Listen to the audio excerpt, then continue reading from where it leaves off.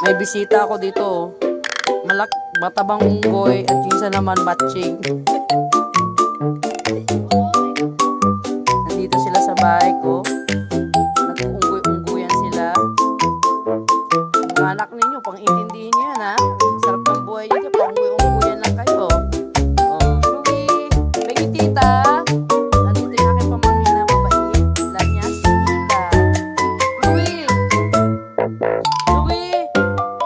Pingin tita, saging. Oh, yan o. Yan yung anak ng isang matching.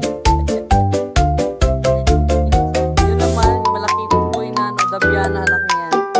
Love, thank you. Wow, isa pa tita, pingin mo tita. Dagat ako tita. Wow, laki talaga ng mga baby na to ha.